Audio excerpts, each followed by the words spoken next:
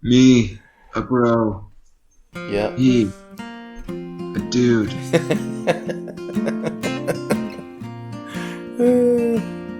That's good stuff. All right. Well, let's try it. Okay. Welcome to the We Will Journey podcast. We're talking about faith and life as it happens, and not the glossy exterior we wish it was.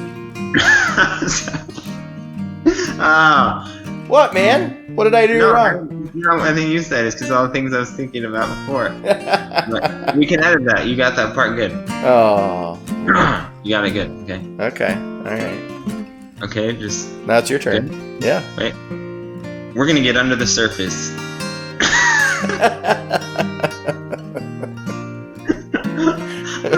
I should have said all those things before. We should have waited down and dirty until after we read this part. Okay. Okay. Wait. We get under the surface and explore the down and dirty.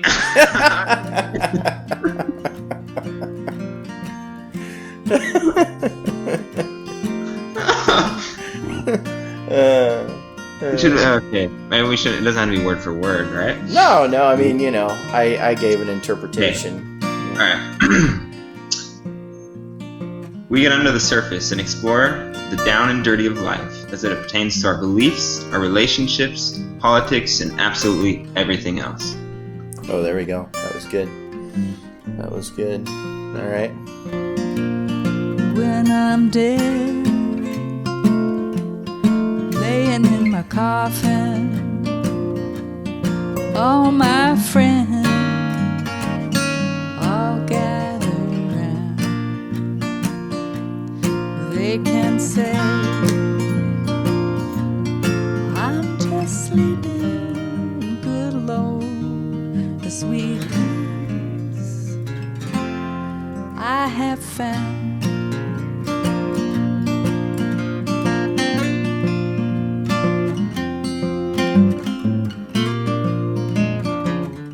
3, 2, 1.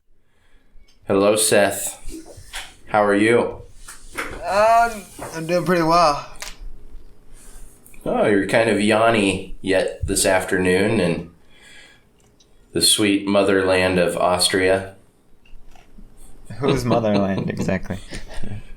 Arnold's motherland. Arnold Schwarzenegger. He loves your land. Yeah, Arnold. Mm-hmm. Or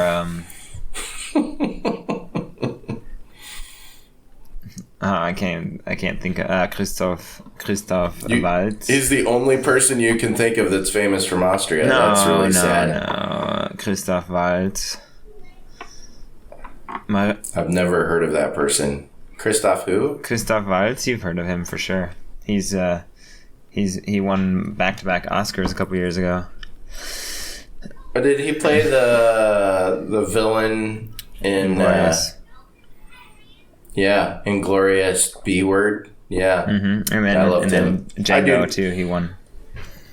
Yeah, he is good. Mm-hmm. So. Hey. Well, Seth, and the guy in... I wanted to get your favorite movie. Oh, okay. You get the guy in your favorite movie. Oh my gosh. I don't remember. He's German though, right? The guy in Aquatic. Life Aquatic? Yeah. Yeah. Yeah, he's supposed to be German. Franz, or what's his name? Why can't I think? No. What's his name? Oh man, I can't think of his name. You should know his name. You should know his name better than I do. Yeah, or you sorry. just embarrassed yourself. I'm not gonna look it up either. I'm just gonna keep William rolling. Dafoe. But there you go, William Dafoe. Here I'm trying to rush you, and I'm not allowing you enough time to do your small talk. No, go straight Seth. Into the bigger talk. I'm just like, let's go. And the other thing that I wanted to do this morning is not have an extensive period of time of small talk, because then I feel like we've exhausted a lot of our good conversation by the time we actually record. Because sometimes we have so much fun before we record that by the time we record, it's like, it's over. Not true. I don't know if that's good or bad. You know, maybe you just have to get all the stupidity out before you turn the mic on is part of it, right? Oh, but sometimes the stupidity is the best stuff. But I know we had an entire conversation about that aspect of it. So, anyways, but I did want to circle back around, Seth, to this. Do you remember when we talked about embodiment and consciousness, and then tasty vegetables? I think that's the name of the podcast. Do you remember that? I read that again recently, and I read that headline, and then I was like, oh yeah, we talked about something like. No, of course. Well, I wanted to. We never really that conversation actually regarding other than tasty vegetables. I feel like we got that one pretty good, but the embodiment and consciousness part, I don't know if we got that very well. So I kind of wanted to circle back around and talk about that because it is kind of an interesting thought. I mean, it's an interesting thing to talk about, to think about. It's an interesting thought to think about. No, it's interesting to think about. But the fact that, so we worship a spiritual God, right? So God is a spiritual being. That's actually what the term God means. It means spiritual being. The Hebrew word is Elohim. And so we worship this spiritual being that's out there somewhere. We don't know where. I think he's here too, but he's also other places, right? But we're not just spiritual beings, although we're told we are spiritual beings, and even science is starting to confirm that there's more to our humanity than just physical stuff, right? Mm-hmm. But the physical stuff is also important, right? You would agree that the physical stuff, and even the Bible talks about the fact that like angels are somewhat envious or something, jealous of our physicalness, like our embodiment, right? There's something about this that is unique and special. The other interesting thing is, we talk about heaven all the time, right? So when we die, going to heaven is a big deal. It's a big deal not just for Christians, but all the other major religions have some version of heaven. Mm-hmm. Atheists, even talk about the fact, I don't want to follow after God, but I do want to go to heaven. I don't want to. So this idea or this concept of heaven and hell is really kind of a big concept in our world, just regardless of what your faith is. But I think it's interesting in the biblical narrative, we go to heaven, but then we get re-embodied again. Mm-hmm. So what is it about our embodiment, that's so unique and special, and why would we go to the place that we all want to go to only to come back to earth again and get our bodies back? Because we talk about the fact that, in heaven, there won't be any more pain and suffering, and we won't have to worry about getting hurt and all this stuff. We kind of dream about what that might be like, and there's some little hints in scripture that tell us what that might be like. But then the actual end game is to get our bodies back and come back to earth. And so a new heaven, new earth. It seems like, new heaven, new earth. And Jesus himself, right? He had a new version of a body, right, before he reascended back into to heaven. So there's just all kinds of interesting stuff about the fact that we're embodied people. We're embodied beings. Being a people or a human means being embodied, right? We have these bodies and we have all these experiences and things that take place, because if we didn't have a body, we wouldn't have all the same experiences, would we? It'd be like a totally different existence if we were just spiritual and not physical. Mm-hmm. So it's our physicalness that creates an opportunity to have all these experiences that you can't have in any other way, right? And you're giving me a really bored look on your face. You're like, am I losing you? No, Are you starting to tune out on me already this early? I wasn't tuning out. I was listening and thinking. Okay, all right. I can't change my face.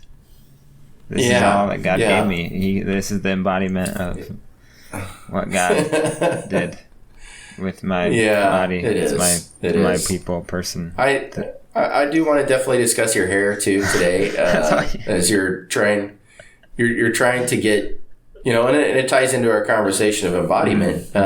Sure it does. But as you're trying to make a big decision, you've worked long and hard on that hair right now. Did that really work though? I don't know if that phrase of working hard. I don't know if that's really. Yeah. I don't know if that was much of the process. Well, it takes work. I find that it takes work I would love to grow out my beard, but my beard gets all flippy at the end, And so if I let it get too long, then it just wants to do this big flippy thing. And I know that if I let it get long enough, it would eventually go. Yeah, it would, and I don't want to admit this really that bad, but every once in a while, if it gets too flippy, I'll take my wife's flat iron and I'll turn it back the other way. But it looks weird, so I don't really like the way it looks. But I'll do it every once in a while to kind of try to keep it going in the right direction.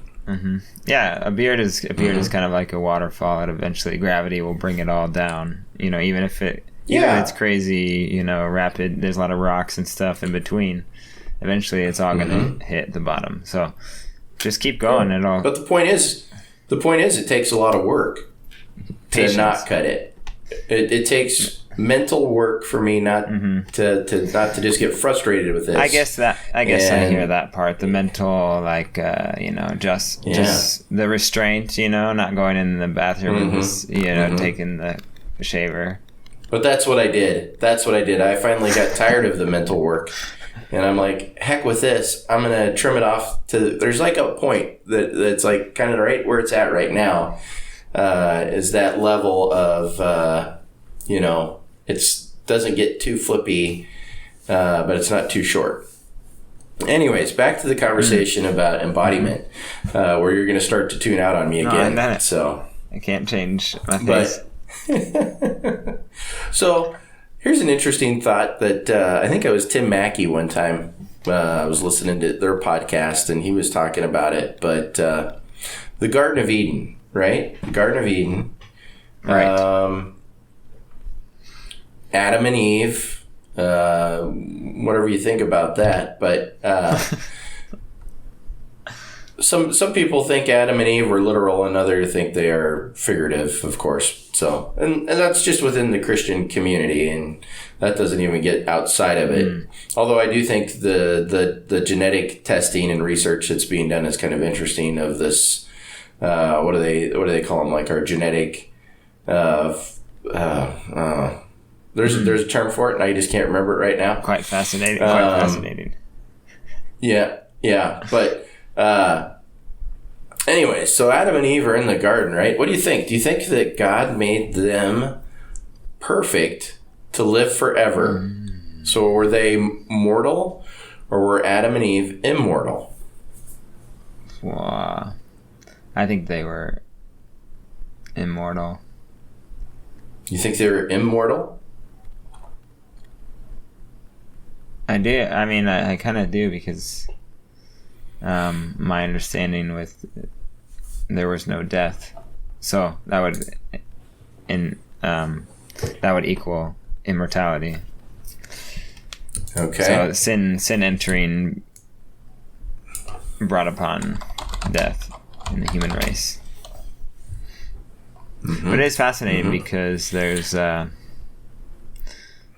it gets into a little bit like, well, were they able to reproduce? Because then if they had a baby, then the baby would grow, but at some point it would stop, and then it would stay that certain age. That's what I always think is funny. A lot, there's movies about, like a lot of superhero or fantasy movies. There's always like certain characters that are immortal. Yeah. But they still age. Well, let's look at. How does that all work? Well, let's look at. Right. So Genesis 3:21. I'll just read it. I pulled it up here. So the Lord God made garments of skin for Adam and Eve and his wife and clothed them. And the Lord God said, the man has now become like one of us, knowing good and evil. He must not be allowed to reach out his hand and take also from the tree of life and eat and live forever. Yeah. So the Lord God banished him from the Garden of Eden to work the ground from which he had been taken. So the Bible actually says we were created mortal. Wait. How do you say that? So listen to that again. He must not be allowed to reach out his hand and take from the tree of life and eat and live forever. Right, because that's after, you're talking about after the fall, right? I am. Yeah. So it sounds like they were created to be immortal and then no longer allowed. No, it doesn't. That's not what it says. It says that their immortality came from eating from the tree of life. And they were no longer to eat. And that's why they were banished from the garden, so that they would no longer have access to the tree of life and thus live forever.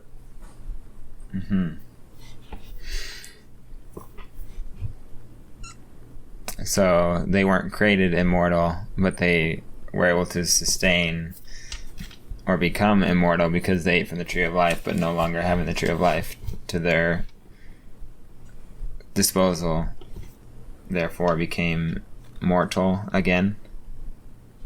Right. Yeah. So we were actually created mortal, but because we were in God's presence, right?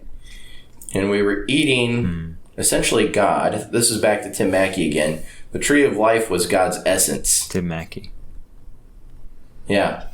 The tree of life was God's essence. And then Jesus refers to this when he says, you must, eat my body, right? Eat my flesh, drink my blood. That's actually, again, this is all Tim Mackey stuff. But when my eyes got open to it, it was like a big moment for me. I'm like, oh my gosh, this makes so much sense. And, but when Jesus says, eat my body, drink my blood, and everybody was totally grossed out, and the disciples are like, Jesus, that's a hard teaching. Like eating you is kind of nasty, right? We don't want to think about that. But what that actually is it's a hyperlink back to the garden when they literally consumed God's essence. And that's what gave them their immortality, was consuming God's essence. And Jesus is saying the same thing about eating him. If you want to have immortality, eat me. And that's how you'll get it. So, yeah. Same as the garden, tree of life.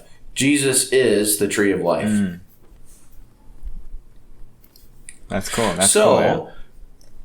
Yeah. So then the next thought would be, to me, in my mind, right? So we go to heaven, right? We come back to this new earth and new heaven. Do you think we'll be mortal or immortal? Oh, I think immortal, because we're in God's presence, which is the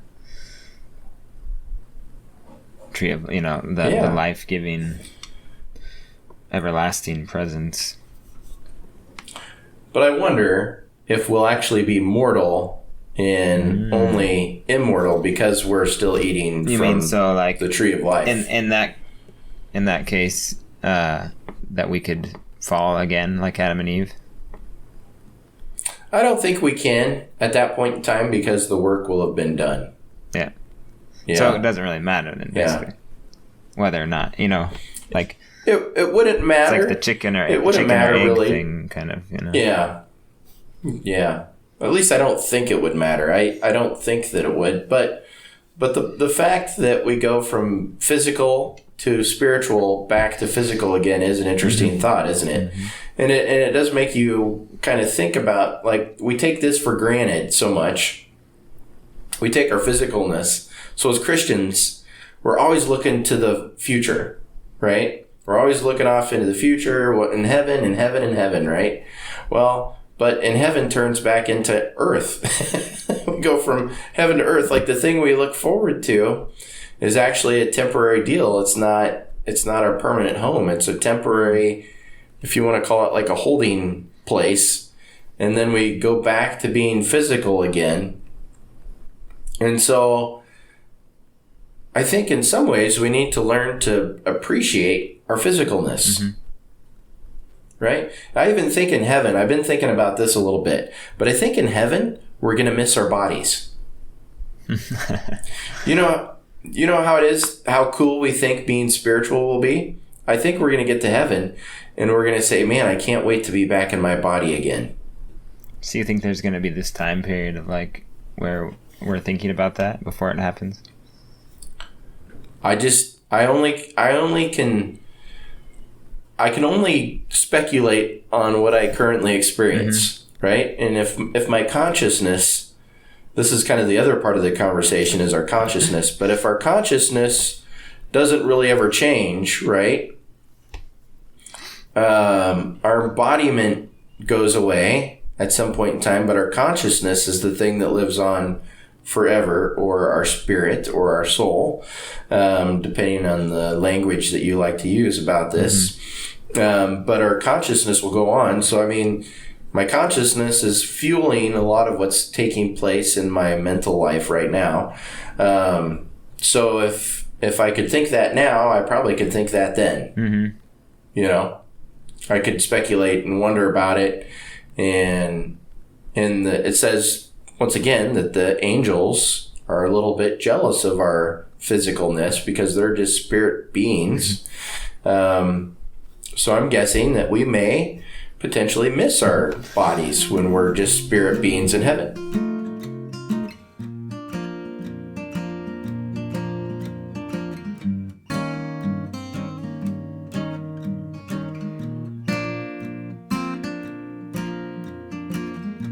What is interesting because it's hard to argue that human beings don't have like the best body of anything, you know what I mean? Like if you look at animals, there's always cool things like, oh, you know, it'd be nice to be able to swim like a dolphin or fly like an eagle, but at the end of the day, they have so many other weaknesses that we don't have, you know, and we have so many abilities because of our mm-hmm. hands and our feet and the way we're able to communicate, mm-hmm. the way that we were created, that it's like it's still all around easily the perfect, not, you know, comparatively, like the perfect body. Well, I'm not trying to diminish bears or, you know, elephants or anything like that. Yeah, but they don't have... They're cool, too. Everything's cool, but nothing has the, you know, the combination of everything that a human being has. But we also know that it's all deteriorating, you know?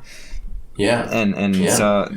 Well, we're dust, if it's like, right? We're made from dust. But yeah, like the idea of like, no, if you could have your body, but it was perfect, you know, whatever day you're thinking of in your life where it's like, oh, I woke up that morning and I just felt really great, you know, and I was like, oh, this is mm-hmm. awesome, and went on a long bike ride, or I don't know, whatever it was, and you're just like, oh, this is kind of my peak physical form.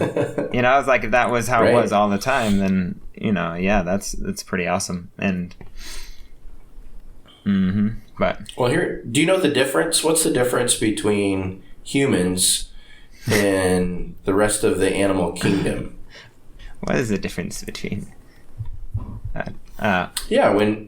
just think, you know, Genesis 1 and 2. So my answer is going to be that spirit, soul, consciousness, however, you know, you want to put it.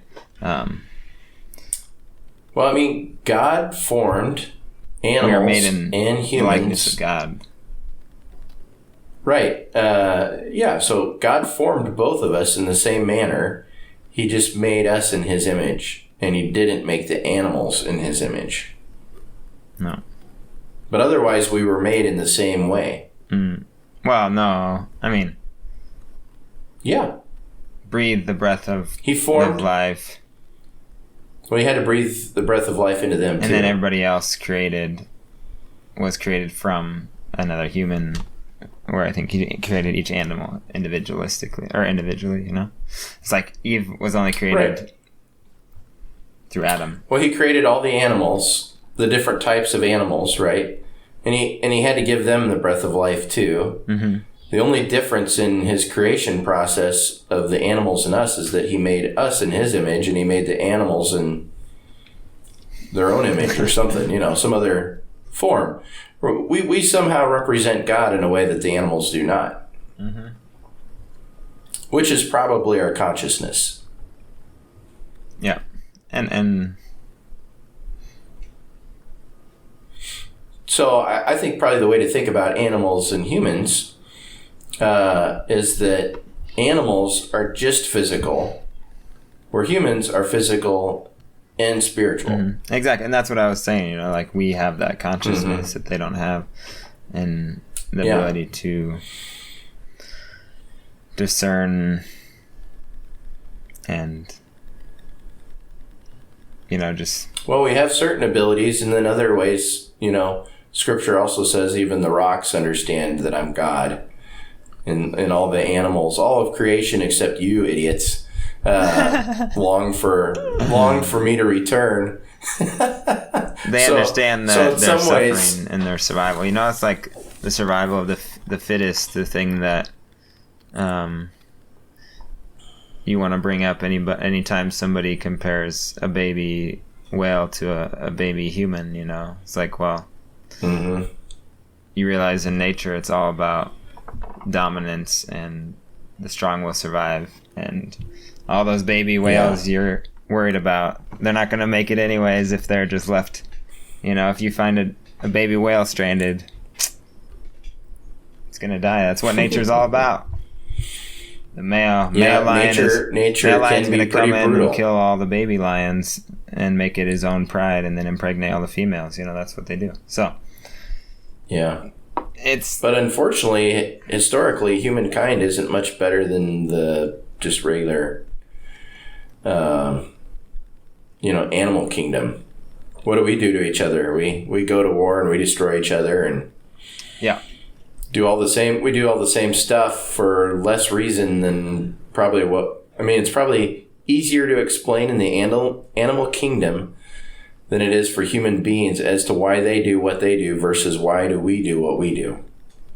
Well, it's this selfish ego, you know, it's the ego of humans. I think also, like, because, I don't know, animals have one purpose, basically, you know, they survive, and that's it.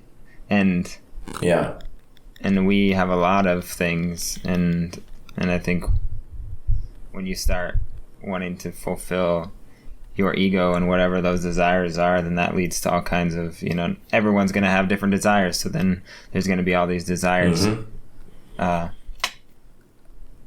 those desires sometimes make us do terrible things, right? Like exactly. But sometimes we do awful things to try to fulfill those desires because we don't care, you know, what necessarily gets in the way of those desires. Like if the end justifies the mean, right? That's kind of how we work. But the cool thing is, you know, no matter how horrible and selfish and egotistical the world became throughout history, it never became that in total, because God never destroyed everyone. You know, there was always, whether it was even one person or one family, there was always someone who was not living that way, and so there's always that outlier, and you know, obviously it's changed now that there's many people following God, but that's what's kind of cool. There's never a point where it's like, oh, they've all turned into just this animalistic thing where but we still can't quite get rid of it either. Like, you know, you look at Ukraine and Putin. Oh, no, the flesh is... It's going to be our lifelong battle, the spirit and the flesh, right? Even a book that I read by Yuval Noah Harari, I think I got his name right there. But who's an atheist, right? He even talks about the fact that this, and he looks at the world from kind of like a prophetic, scientific perspective, and he sees all the progress, all the scientific progress that we make as human beings, and we should continue on this certain trajectory, right? But the reality is, and honestly, like that trajectory would be very similar to the trajectory that Christians talk about, which is Christ-likeness, right? He looks at it from a scientific perspective of utopia, right? We look at it from a Christ-likeness perspective of our own utopia, right?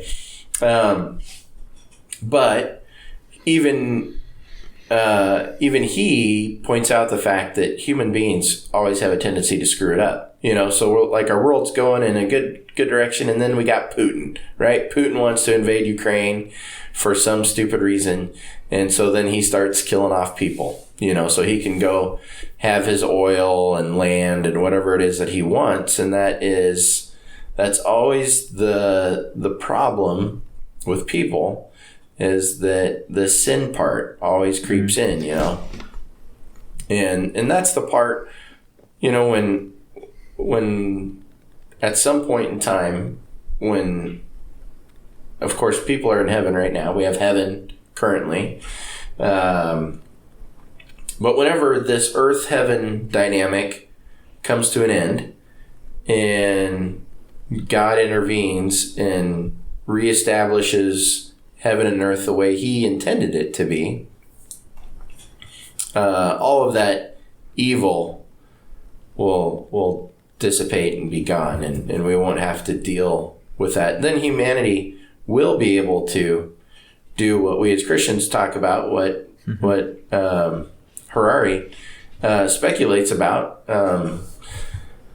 So that'll be a totally different thing, which will be exciting. It'll be kind of like the Tower of Babel, like a good version of that. Like, there's nothing they won't be able to do. Like, we'll all be working together instead of working against each other with the ego and self that you're talking about, working against the progress. Like, we'll be able to progress. And so that'll be a cool thing to experience. Well, that striving, it's interesting, because as we strive to be more like Jesus, that's kind of what everyone's sort of striving with, whether or not they know that or admit it. If you think of any powerful movie with a heroic figure in the middle of it, action movie or superhero movie or whatever, usually there's a Christ-like aspect to that person, and often they sacrifice themselves for the greater good. And almost, there's countless amount of movies where that happens, right? It's kind of that innate thing that's ingrained in our heart, right? Yeah. Like there is something to that God made us in a very certain way to kind of inherently want to do some of these things, even if we don't know why we're wanting to do them. They don't necessarily make sense to us. And unless we get a corrupted file, right? And the corrupted file is Satan. That's the influence of Satan in our life, and he can spread his virus, right? He can infect our hard drive and introduce a new virus into the system and kind of make us start operating in a contrary manner to that. Mm-hmm. And then there's just the effects of the fall, which cause all kind of genetic disorders and diseases and disabilities and stuff that just happen because whatever, that's how you were born, or that's what happened through the process. And those are almost the harder ones to deal with, I feel like, where it's like, at least when you fall into temptation and screw something up, you can explain it, It's so hard to explain some of the ones where it's like, well, that's just the effect of being in a broken world. Yeah, I want to talk about all that. I want to continue the embodiment conversation and then eventually talk about the consciousness conversation. But are you going to be around for another week? Are we going to have one more recording together? Or are we done? We'd have to. We're done. Are we done for good? I've been meaning to tell you. We talked about that last week, this breaking up. I was really just trying to prep you. Okay, I appreciate that. Because... No, I'm going to be... I mean, it would have to be a different day. Next Wednesday, I will be already gone. But I'll be here until next Tuesday afternoonish, my time. So, like, Tuesday morning, your time is when I'll be taking off. Okay, so maybe we can record on Monday. That could possibly be a possibility. And then my friend, so this we're going to do it a little different this year. I have a friend. I have two friends at least. You, and then Scout. My friend Scout Wilson is going to kind of fill in while you're gone at camp, Seth. Mm-hmm. And Scout is he's a philosophy guy. Very interesting to talk to. I love talking to Scout. But he's done a bunch of, graduate work in philosophy and was an adjunct professor here in Nebraska for just a short time filling in for somebody. And anyway, so Scout's fun to talk to about philosophy. I'm excited to talk to him about some philosophy stuff and Christian overlap stuff. And maybe... I bet he can grow a beard without any patches and also have a full head of hair. Is he like the perfect match of... Scout has a handlebar mustache. Okay. But he probably could grow a beard, right? If he wanted to. His beard is okay. It's really all about the handlebar mustache though for Scout. I wouldn't call Scout's beard amazing. But he's got a great handlebar mustache, and his head of hair is also very nice. He's a red. He's got that auburn hair, and So I'm super excited to have Scout just offer some of his thoughts and ideas from a philosophical perspective on some of these things. I think that will be fun. And your grand scheme of replacing me has finally come to fruition. It's finally happened. I feel like it's here. The time is now. You've been asking me weekly for months. How do you feel about breaking up? I'm like, hey, isn't camp starting? Hey, when is that going to happen? Like, it's March. Aren't you supposed to be going to camp next week? What I do think would be fun is to maybe, we'll see how it goes with Scout. Maybe Scout enjoys this. From time to time, we might have Scout on, though. That'd be he might be a good third wheel. Yeah. He would definitely be the third wheel. No, I'm just kidding. I love you, Scout. Yeah. But anyways, well, Seth, so we'll try to maybe Monday record. Let's just plan on Monday, okay? Let's plan on it. Maybe I'll be... That's the 4th of July. Oh my gosh, the 4th of July. There's no way. You're going to be blowing up stuff and eating... No, my kids will be gone. What? I have to work, actually, that day. Yeah, but you're going to be working by like grilling and blowing up stuff, right? Aren't you guys... You guys aren't going to do anything? Nope. You're not going to do any kind of 4th of July celebration at the center? Natalie and the boys will be in Kansas City, and I have to drive the van. I got to fill in for a driver because we have dialysis patients that still need to go to dialysis on the 4th of July. So I'm going to be doing that. You're going to grab some burgers in the evening and sit. I might have a steak. I'm not going to lie. I might make myself a steak and enjoy. You got any backstrap? Enjoy the evening. Some good deer steaks for this summer? Latest? No, I don't. You didn't get anything last fall or no? Winter? No, we did not shoot a deer. We didn't shoot one last year. No, there were no big bucks, and we didn't shoot a doe. I honestly was so thankful. Man, I did not have time for deer at all. I thought you were going to say your heart softened, and you're like, I just couldn't stand seeing another one of those poor animals suffer. I thought so. which I would understand. As a hunter, I'm not like this guy that loves killing animals. I don't find a lot of joy or pleasure in that. It's probably good. And so I personally I want to make sure I have a good shot because I want to make it quick, and I don't want there to be any need for second, third, or whatever shots, and so I try to make sure when I'm hunting, and I try to do that with my boys too and instill that in them. Some guys just love to go shoot stuff and they don't really care, and I'm not into that at all. So no, anyways, that's how I've grown up as well. Even though we weren't hunting growing up in the country, you have to put animals down, obviously. And that's kind of how we were. Actually, I watched a cool documentary on this buffalo ranch in South Dakota, and they have a very similar practice to slaughtering the buffalo. Slaughtering just sounds so horrific. You can't make it. I know, it sounds they have horrific. Such a nice way of destroying those animals piece by piece. Well, what they do is they have a mobile unit that they can actually drive right out into the pasture. With the air gun?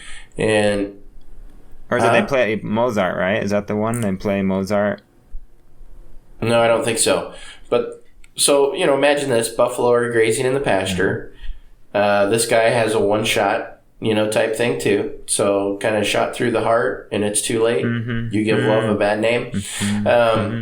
But that's what he does. So while they're in the pasture, they don't know what's happening. And he's just sitting there in his truck he's there every day. He shoots a buffalo. It dies quickly. And then the mobile butchering unit, basically whatever it is, they go in and pick it up and they butcher it right there. Some kind of Tesla butchering unit, it sounds like. Just comes in. You know what? I think that's cool, but also I think bison are pretty dumb animals because how many times do they have to see him come out and do the same thing before they realize like the correlation? Like, hey, there's that guy coming out here again with that thing in his hand. Well, he also does nice things for them, too. He doesn't just shoot them. I know, I was just saying, some other animals, they catch on to that kind of stuff, When they see somebody holding a gun and they're like, boom, gone. Even rabbits, when I walk around with my pellet gun, rabbits would see me and they'd be, Yeah. The bison's like, maybe he filled it with strawberries this time. Could be. I mean, that, could be a logical It's an alfalfa pistol. Come on. Hey, Frank, how you doing? I haven't seen you since you slaughtered my cousin. What you got there? Some juicy corn? Just coming out to give me a scratch behind the ear, I bet. Yep, that's what's happening. No, but we gotta be humane. It's kind of funny that we call it humane because that's what I was talking about. Like, that's what separates us. If we were animalistic, we would not have any. We would have animals come to our farm and kill like 50 chickens just for the pleasure. You know what I mean? That's like those guys back in the day that shot all those bison. They were basically just being animalistic. Yeah. It was a terrible thing. We also treated Native Americans in a very similar way. So it wasn't just the bison. We also basically did the same thing to Native Americans, and we've done all kinds of bad things. So we can talk about that sometime if you want. But what a history! I would say we probably shouldn't start now. No, right now we need to conclude. We need to say our goodbyes, and just tell me this, Seth. When I see you again on Monday, will all that lovely hair, those lovely locks, will they still be in place, or are you thinking of doing something drastic between now and then? I'm on the fence, man. That's what I'm trying to say. I'm on the fence. I don't know. I feel like I need some guidance, you know. It's hard also because my wife likes it, but she also likes me with shorter hair. So it's not one of those things, you know, where it's like, oh, definitely want to do this. And I like kind of both, but man, it's...